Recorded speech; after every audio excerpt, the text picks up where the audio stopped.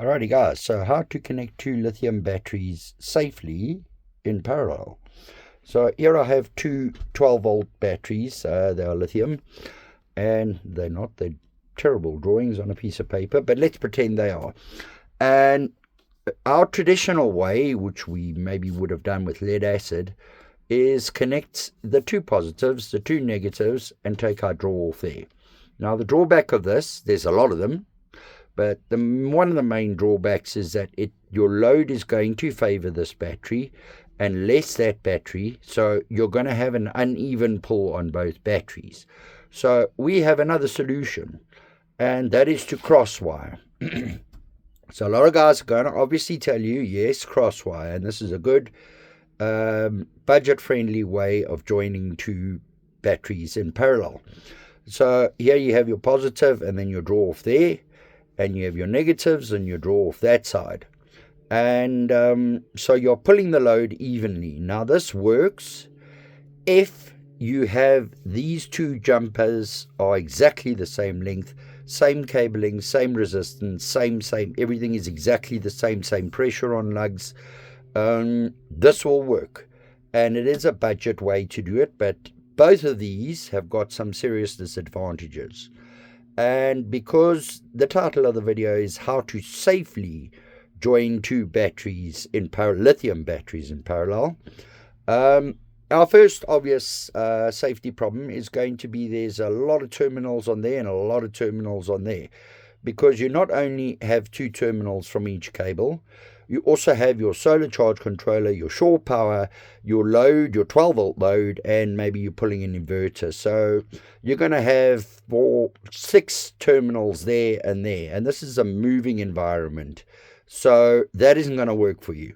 They are going to pull loose, damage everything. You're going to have problems here. The other problem is, and it's not something that happens often, but it is something that can happen. Now, you got to understand one thing about this video. Lithium batteries are capable of discharging large amounts of current in an instant.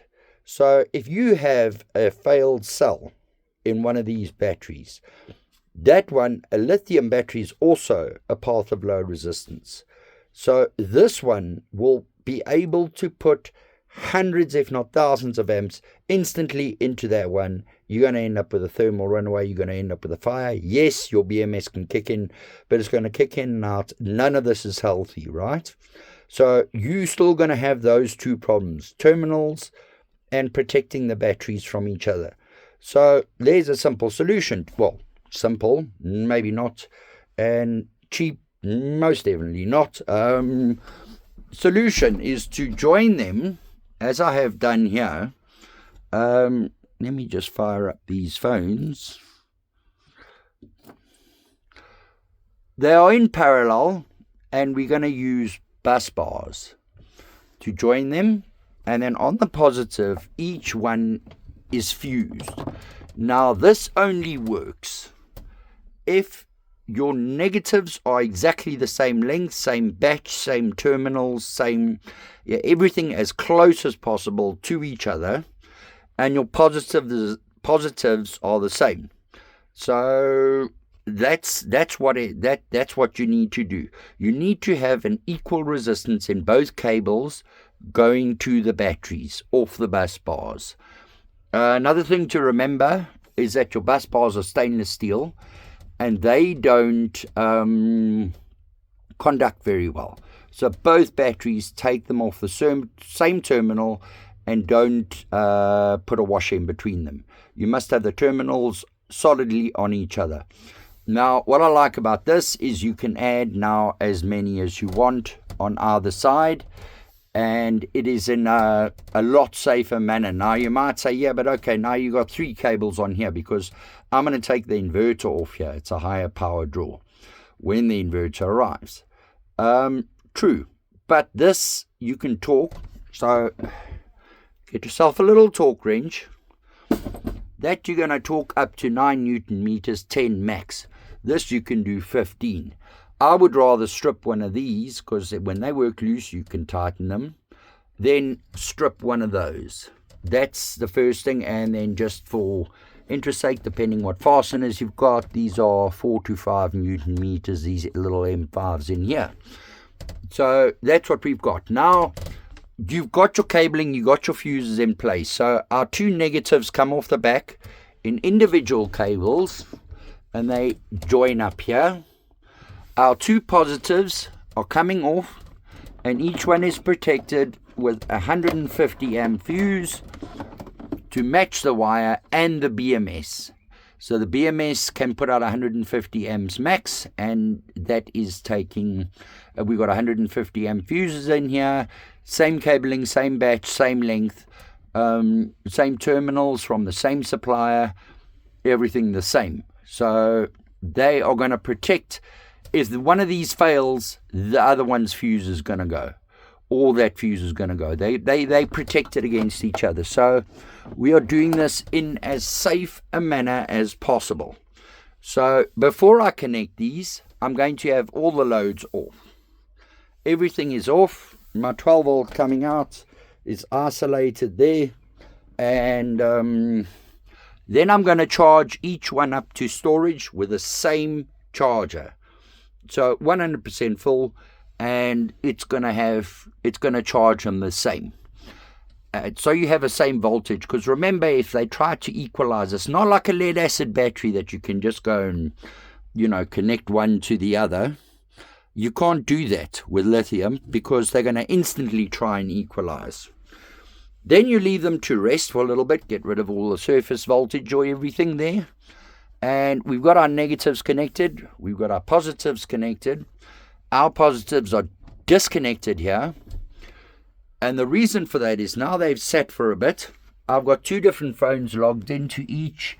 And that is on 99%. The other one is on 100. So we've got 13.86 on battery number 1. We got 13.66 on battery number 2. So I've connected hand tight this equalizer over here. So what I'm going to do is first equalize it whilst keeping an eye on the current. And then once they've equalized, just to prevent nuisance popping of those. And once they're equalized, then I'm going to join these 2 on, one on each. And we have 2 equalized batteries that are protected from each other. Then we're going to move across to the bus bars. Now, again, we got to remember, now my only mistake here is that I've put 150 amp fuse there, matches the wire, matches the battery BMS. Same here. So when you're pulling off here, now because they join in parallel, I have 300 amps available, but I have 150 amp bus bar. So may have to replace these because these are not rated correctly, but it's not unsafe, because right directly below it we have 40 amps for the shore charger, we got 40 amps for the solar charge controller, and we got a 30 amp fuse. This is just our 12 volt system on 5mm wire.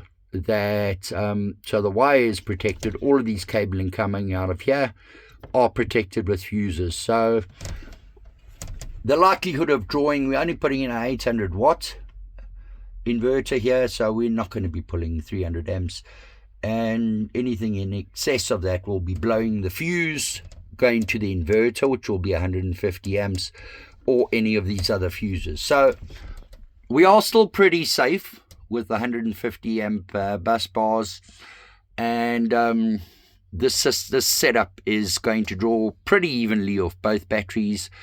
And let's see what happens now that we've done the chargers. They haven't really fully, so I'm just going to pop that on there with a hand, and I'm going to move the phone around to look at the batteries and see what happens. So I'm looking at the current, and you can see they are trying to equalize at 3.5. Now it's down to 2.1, and that once they're equalized, I'll take that off, the jumper off, and I'll pop these on, and then we can start to connect the loads. So this is actually the safest way to connect 2 or more 12 volt batteries in parallel.